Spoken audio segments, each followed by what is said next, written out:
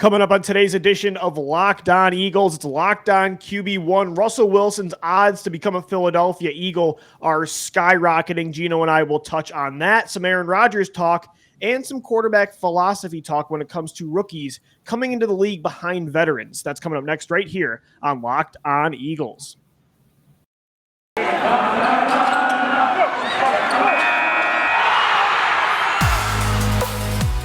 You are Locked On Eagles, your daily Philadelphia Eagles podcast. Part of the Locked On Podcast Network, your team every day.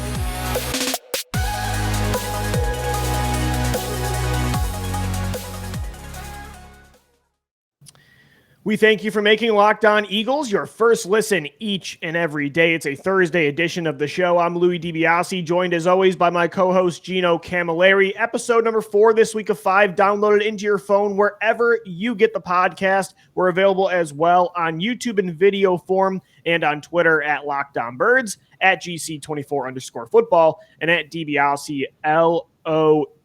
As I said, it's Locked On QB1. We're going to be diving into a number of different quarterback topics today.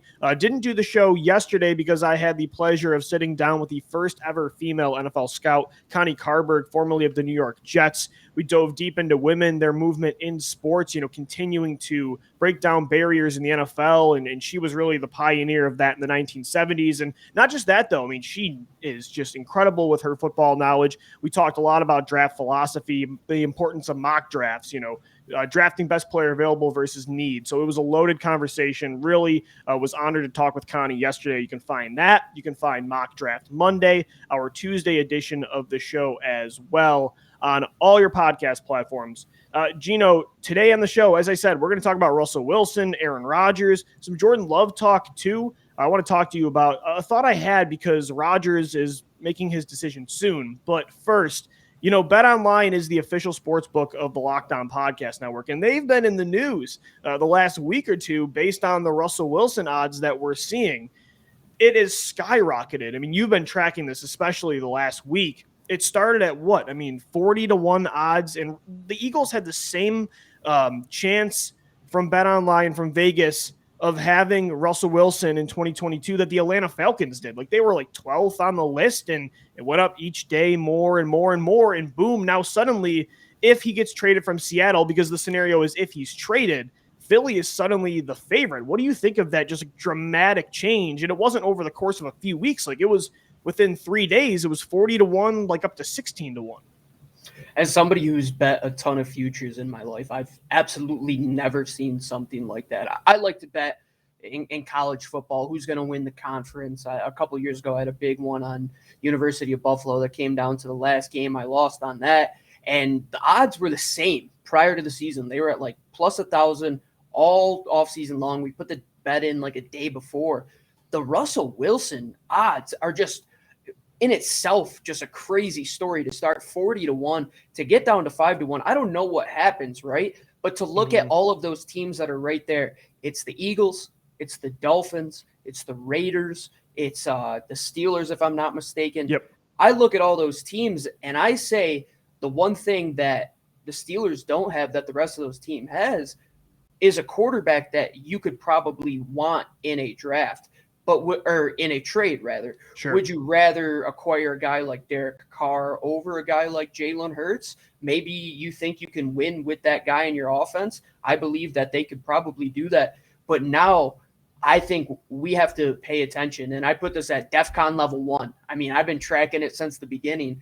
And something is bound to happen soon, right? Because free agency is going to start. You got to be under the cap. All these teams have to negotiate these contracts to get to that number before the start of the new year of the league, once free agency starts in less than a couple weeks here, right, Lou?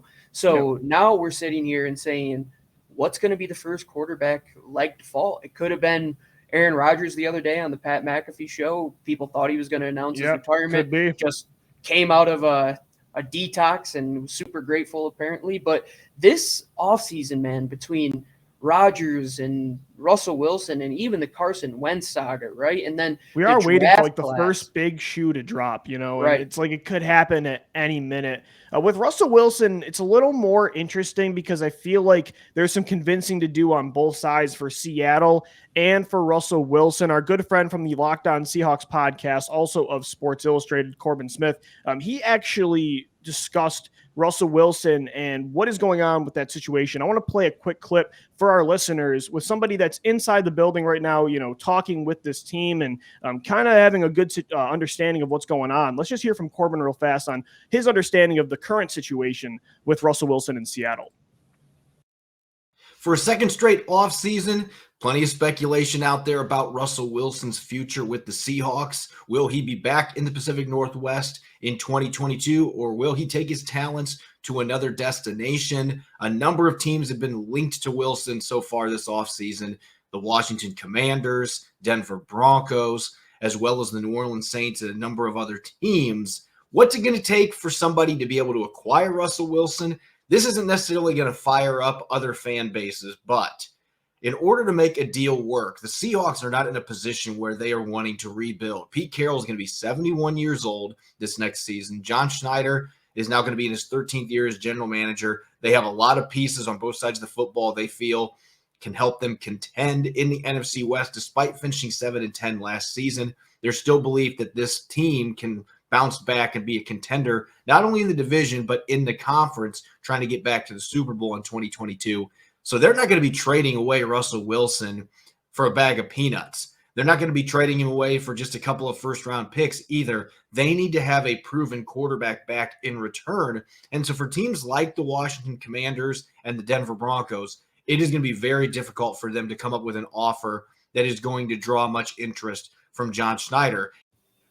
So, Gino, your thoughts on what Corbin said there, I think, is interesting. I do agree and disagree with, I shouldn't say I really disagree with anything there. I thought he brought up an interesting point that from Seattle's perspective, they would want a good package of picks and another quarterback if they keep Pete Carroll.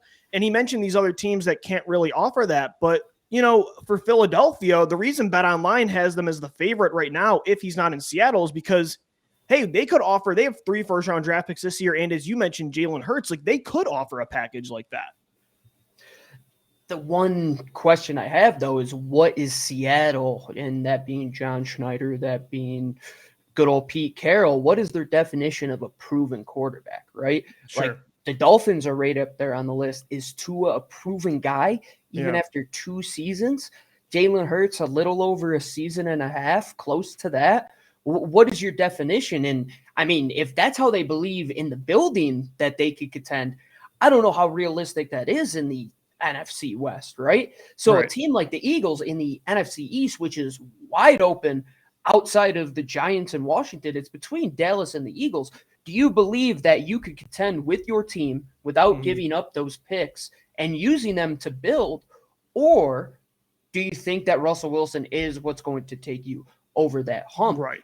I don't know what would be a trade for a proven quarterback that would really work out, right? It would have to be, I think, the Raiders. It might be Derek Carr.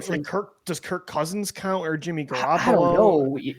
I wouldn't even count like Carson Wentz. I don't know, man. Like, but you know what? Here's the thing, too, Gino. Like, I get where he's coming from, and I think Corbin's somebody that right now doesn't think there's a good chance Russell Wilson gets traded. And while I think the Eagles would be the favorite if he does get traded, I think that it's not likely in Philadelphia just because, not because of Seattle's perspective, but because of Russell Wilson's perspective.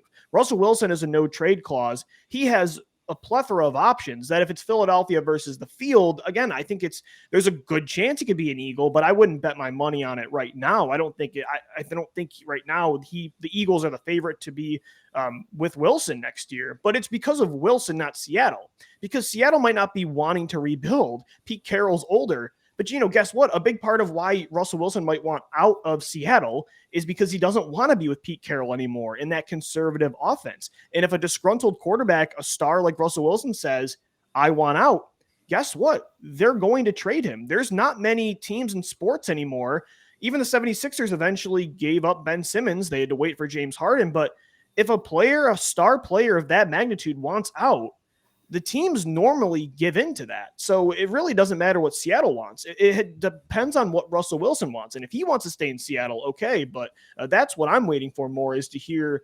Wilson, like, he came up with a list last year, and that didn't just happen randomly. No, it didn't. And you're right. We have to look at that no trade clause, right? But there's always the option to go back and renegotiate it if he does want to waive his no trade clause to come to Philadelphia. Yeah. But he puts that in there for a reason. There's a reason it's in the contract. There's certain places that he would want to go. And I'm just looking at it from Seattle's perspective. I don't want Russell Wilson in my conference for the next 5 years, right? I would much rather send him to Pittsburgh. I would much rather send him to Miami. But at the same time, it comes down to the quarterback. I think Russ Wilson has that quote-unquote star power leverage that he could use at a premier position.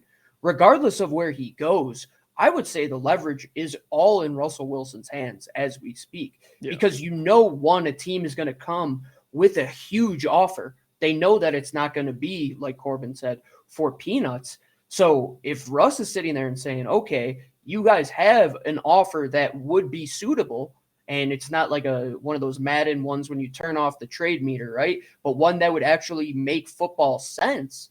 Let's say it's something close to what the Lions gave up for Stafford. I would have to believe that there is a good chance that happens. And Vegas, why I track those odds regardless of who he goes to, is because Vegas tends to know a lot more than we do. They're plugged in. They can't just be giving out money to people. There's a reason they operate. There's a reason betonline.net can be the promoting sports book of Locked On Eagles and Locked On Podcast Network, is because they have to get people to put in money and buy in to the hype. And the smoke doesn't just come from anywhere, right, Lou? I believe that list last year was the first ember to this flame. No, I agree. And Corbin does say later on in that video that he has heard from people that Russell Wilson doesn't want to leave Seattle. And he might be hearing that for sure. Like, Corbin is definitely, connected. I'm just so back and forth with this. And Wilson has said it himself that he wants, at times he said he wants to be a Seahawk, but it's hard to ignore things like that list. And like guys like Albert Breer and Peter King, who are, connected, predicting that he's going to get traded. Again, we're waiting for the shoes to drop for sure. And Wilson could be one of them. And, you see those odds move up, Gino, too. And Vegas knows stuff as well. It's tough sometimes to know what's coming, but that's some of the fun of the offseason for sure, is the unknown. And speaking of the unknown, a guy we haven't really talked about just because I think it's the least likely option of the veterans coming to Philadelphia, Aaron Rodgers. Gino, I do want to touch on Rodgers coming up next. He talked today about how his decision could be coming soon. He's going to let the Green Bay Packers know his intentions, whether it's being retired or moving on.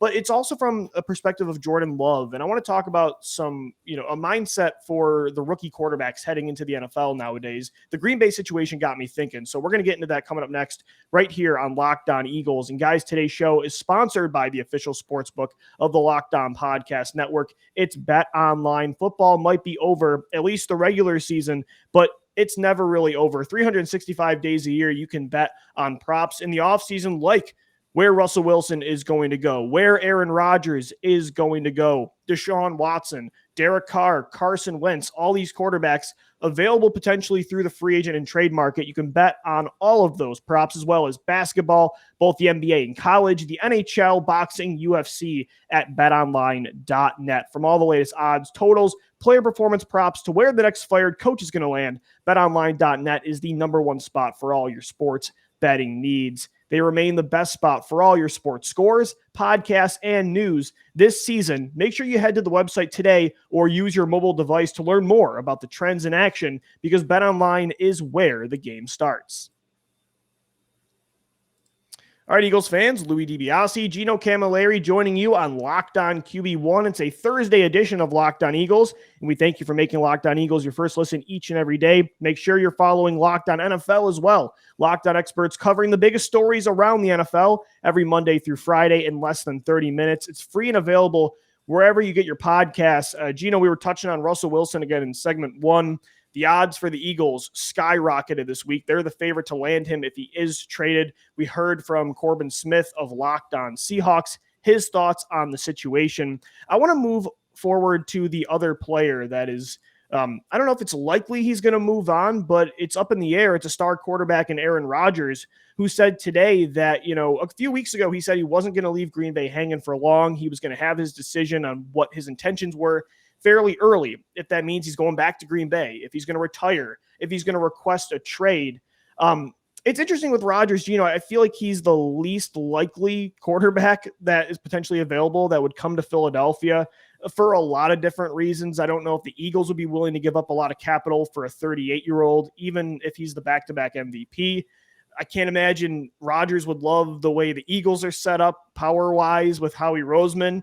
That would be a very interesting relationship. But for you, I don't know. Let's say I love living in the hypothetical world in the offseason. Let's say Aaron Rodgers said, you know what? I want to play behind that offensive line in that division. I still want to be in the NFC. I think it's easier to get to the Super Bowl in this conference compared to, going to Denver. I want to play with Devontae Smith in year 2 and Quez Watkins, and they can get me another receiver, Dallas Goedert. Is there I think for you, right, the compensation would be different compared to a 33-year-old Russell Wilson, a 20-something-year-old Deshaun Watson. If Rodgers wanted to come to Philly, what's the cutoff for you? You're not giving away all 3 first, right? I think 1 is the cap for me. Really? I would go 1 and I don't know, maybe a second. I don't know. I don't think that the Eagles are in that window for Aaron Rodgers as opposed to a guy like Russell Wilson, because Russ still has 5 years before he hits Aaron Rodgers' age. Aaron is wanting to go to a team that is set up very well on the offensive side of the ball, has a good defense that is ready to compete. I look at the teams that are in the conversation for him, the Raiders, the Broncos. I think they want to get him out of the conference. I think more than Russell Wilson, Aaron Rodgers, if he is traded, wouldn't end up in the NFC. He would probably switch over to the AFC. But as the Philadelphia Eagles, we know they're not one piece away right now, right? And they're, quote unquote, not just a quarterback away. A quarterback will help, right? But they still need playmakers. And I don't think that window for Rodgers is big enough. You don't have as much leeway with a 38-year-old as you do a 33-year-old who, maybe if some things do go awry and a couple of those draft picks from this year or the year before don't work out, and you got to kind of retool a little bit more in the image of a Russell Wilson-led offense, I think you could do that. But with Aaron Rodgers, it's come in, play, compete for a Super Bowl. That's exactly what he wants to do if he sticks around in the NFL. I believe Green Bay is very well set up to bring him back and do that again. But if they did end up with him somehow, I want Devontae Adams right with him. Imagine him and Devontae Smith together. That would be something. My gosh. But even if not, Lou, if he does retire, I would even shift my attention to trying to acquire Devontae Adams. Because if you're saying it's going to cost too much to get Russ, Aaron's gone, Devontae wants out, let's help out our QB and roll with the best option. So you're going to want to come play with Jalen Hurts, though? Brother, I don't know. Green Bay, after playing with Aaron Rodgers for a decade, when he's gone, they're going to need some help. So we'll see. I mean, there's so much to fall in the next coming weeks. But I would say out of the veterans, Carson Wentz obviously isn't coming back. Jimmy G, I would say, is not really an option. Aaron would be probably number 2 or 3, and then Russ number 1 if they did go that veteran route. But it's all going to come down to compensation, Lou, and we always have to remember that you can't just give away a whole draft. There has to be a cutoff point. You can think emotionally, but remember that it's still a business. And if that business decision goes awry, your sunk cost is rather big.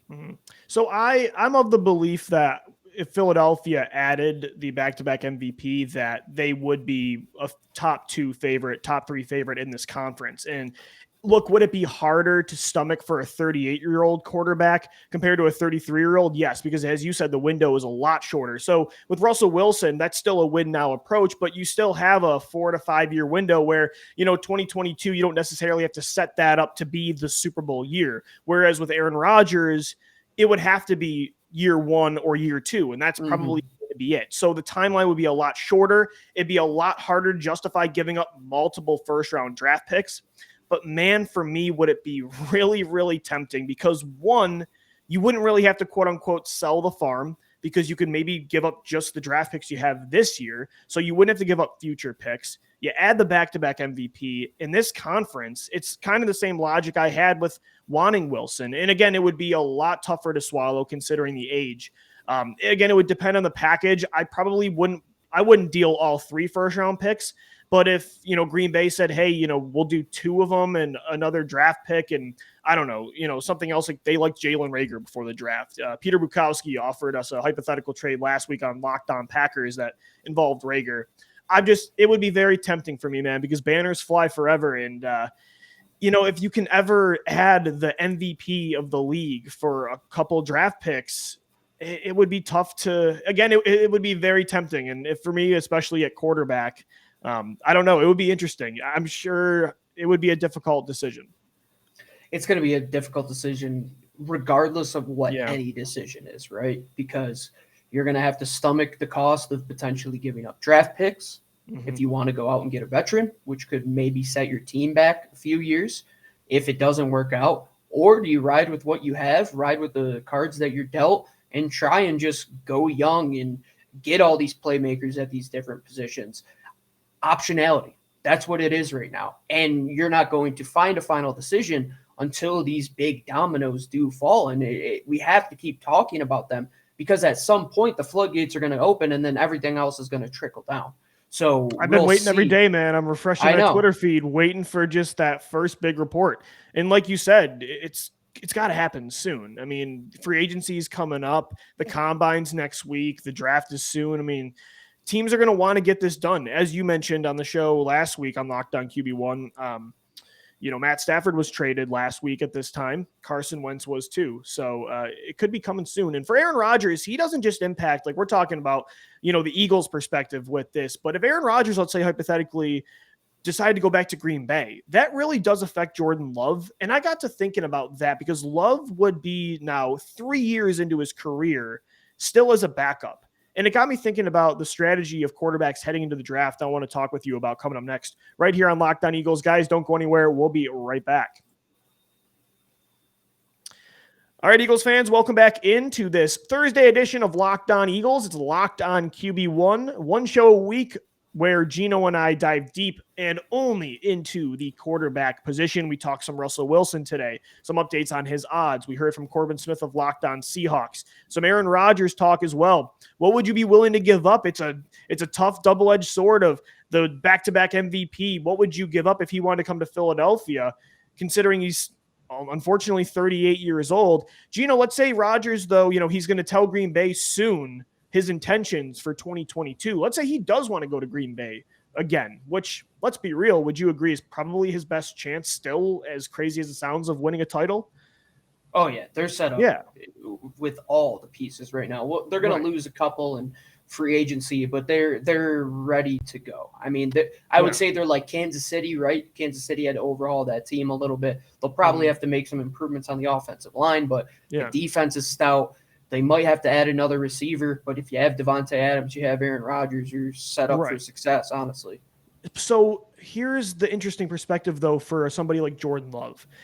It got me thinking about Jordan Love because if Rodgers comes back, he's going to be a backup. And the report was a day or two ago that Green Bay's front office would not really be, keen on trading away Jordan Love. So, Gino, when you think about that, he'd be a full-time backup now for 3 years in this scenario. He would have one game started under his belt against Kansas City last year, and it was an underwhelming performance. And it got me thinking, it's like, this player is going to miss out on so much potential money. And not to say that he would have had the year 2 breakout that Carson Wentz had, Josh Allen had in year 3, Lamar Jackson had, Patrick Mahomes, Kyler Murray, but he didn't even really get that opportunity. And you're seeing all of these giant second contracts that quarterbacks like Mahomes and Allen and eventually Lamar and Murray are going to sign. And you think of somebody like Jordan Love and the amount of money he's going to lose. I know it doesn't happen a lot anymore where quarterbacks sit this long. Normally it's like 6 to 8 games at most, or even, for Pat Mahomes, it was 1 year behind Alex Smith, but that's a rarity, the Mahomes and Love situations. But when that does arise, or if there was a chance of that, I don't know, man, it'd be tough for me if I'm a prospect looking at being drafted by a team with a veteran starter, especially at that level of play, and be okay going there, considering how small rookie contracts are and how big that second one can be. That second contract is so important in the NFL. You don't want to say you refuse to go to certain teams when you're drafted, but that's a tough position to be in for somebody like Jordan Love. I would say, too, because at Utah State, his biggest thing was he needed to get work in a pro-style offense, develop that rhythm, develop the footwork, and that comes with reps, right? That comes with being on the field and being able to do that. And it really is an anomaly that a guy sits for that long now. Yeah. You'd have to go back to the days of Rodgers, and the only example of it in Philly that I could really think of was Kevin Cobb, and I mean, he was a second-round pick and not really slated to be like the heir apparent, but they gave him the shot to be the starter. But that also took 2 to 3 years to develop. But now, and even Cobb, right, Lou, he got some reps and showed out a little bit. Jordan Love still has question marks in his play. Like Trey Lance this year going into 2022, if he does become the starter there, right, there's still a lot that he has to show. Jordan Love could potentially be going into his 4th year where they would have to pick up that option prior to the season. That might end up really screwing him over in a way, that Aaron Rodgers, if he did stay around. But to look at it, Lou, going back, I think they did a bad job in figuring out how long Rodgers was going to be there. Like, why they didn't have that timeline figured out is beyond me. I don't think they thought he was going to rattle off back-to-back MVP seasons. I think they projected that incorrect. I do too. I mean, I still wouldn't have traded up to go get him, especially in a year when they really could have just used that first-round pick and gone and got somebody and used the picks that they gave up to help out their quarterback.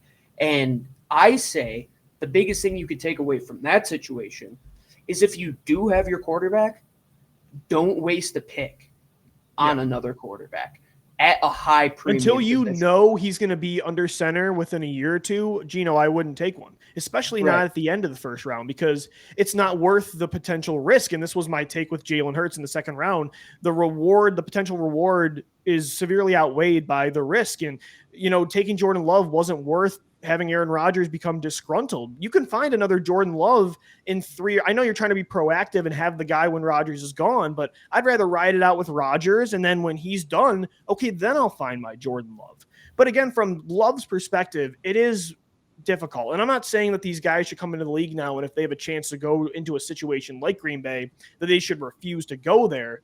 But I would totally understand this year if Rodgers comes back and Jordan Love's like, look, I want to go somewhere with a chance to compete, like a Carolina or a Houston or a Pittsburgh, and try to get on the football field. Sometimes in the NFL, fans especially are so team-oriented first, and I get it, but it's hard not to relate to the player in this situation and feel bad about that situation. And with Trey Lance too, like Adam Schefter yesterday mentioned potentially the Niners not trading Jimmy Garoppolo. Trey Lance would have had like 2 starts in the last 3 years then of football, college and pros. That is shocking. I didn't see that report on that. Yeah, I mean, I don't buy it. They're going to trade him, but that's what he said.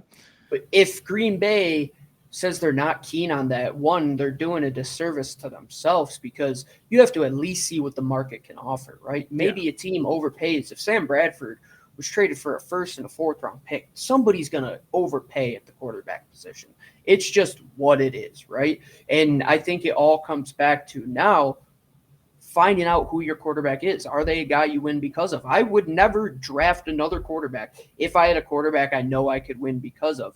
And going back to the Wentz situation, right, Lou? Like we thought we did, but behind closed doors, they knew that there could be a potential issue. So how you compare that situation to the Rodgers situation is crazy, because you knew the guy still had good football in him. You clearly didn't communicate the timeline. I think it's pretty comparable considering Wentz's 2019, though. Like, what did 2019 show you that you thought there was an issue coming with Wentz?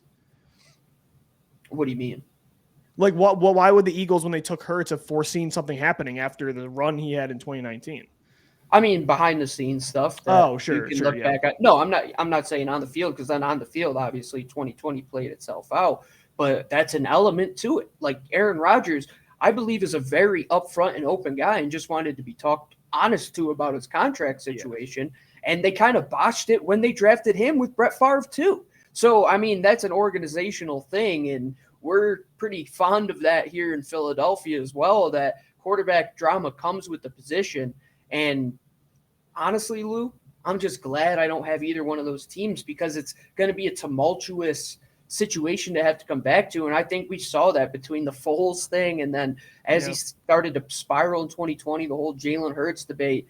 And now going into next year, I'm just ready to see this quarterback carousel kind of unleash itself, so we could take a step back and say, okay, did we assess this correctly? Because if they're not in the mix on any trades, and it's reported that they wanted to stick with Hurts, maybe we looked at it completely wrong. But if we hear that they're in on things, and they're just maybe a pick or two away from acquiring Russ, and they could have some drama like Jordan Love and Aaron Rodgers are having right now, you know? Would you be, from Philly's perspective, what do you think of Jordan Love as a prospect? I know the thing is he's played one game, but maybe that could help Green Bay in some way, because teams are still intrigued by that Utah upside, and they haven't seen enough tape to know if he's good or bad, so that intrigue could bring him in. From an Eagles perspective, do you remember in 2020 what you thought of Love compared to Hurts? You look at both of them, and I kind of slated them both around the same spot, right? Like that day 2 position, we knew they were both going to get picked. But Jordan, going back to the discussion on Malik Willis and Josh Allen and all these guys, had tools that the NFL really liked. Better arm talent for sure. Better arm talent. But with guys like that, I think it's tough to sit them, because they really need the refinement. Like Patrick Mahomes sat for a year, comes in, and all of a sudden is just an anomaly. But you always don't have those anomalies. You have Josh Allen's first 2 seasons. You need to get through those bumps. You need to get reps. You need to put the bad out of your brain and learn how to do it the right way. It's tough to do it in a film room when you're not getting any reps. And I'm sure Aaron Rodgers isn't too keen of kind of teaching him the ways, right? So now he's kind of got to figure it out himself. Yeah. I'm just glad that when Philadelphia does draft quarterbacks, they're not making decisions like that. Like, I don't think anything that they've done is as bad of a move as what Green Bay could have done, because the Eagles have never been in that situation where they traded for a quarterback in a year where they were Super Bowl contenders, or drafted a quarterback in a year they're Super Bowl contenders, right? But they did do it when they had a franchise quarterback. They kind of did it to a lesser degree in 2020. They kind of screwed up too. I'm not going to compare the Rodgers situation and Wentz. Like I can't anymore. Like I can't support that guy at all, Lou. We're beyond that. He could be in the division in a couple weeks. He could be a Washington Commander for all we know. I'm just saying, I think Green Bay and Philadelphia in 2020, those are lessons to learn from how to go about quarterback compared to other positions. But from a player perspective too, though, it's brutal for Jordan Love. And it's going to be interesting again to see when the first shoe drops, how this all transpires. Still nothing yet, but make sure you subscribe to Locked On Eagles, because 5 shows a week, we got you updated. And one of those shows is going to be an emergency pod where we're talking about something big that happened with the Eagles or across the NFL. We're available on all podcast platforms, on YouTube as well in video form, and on Twitter at LockedOnBirds, at DiBiase, LOE, and at GC24_football. For Gino Camilleri, I'm Lou DiBiase signing off. We'll see you tomorrow for another edition of Locked On Eagles. As always, thank you for downloading. Thank you for watching and listening, and let's go Birds. Fly, Eagles, fly.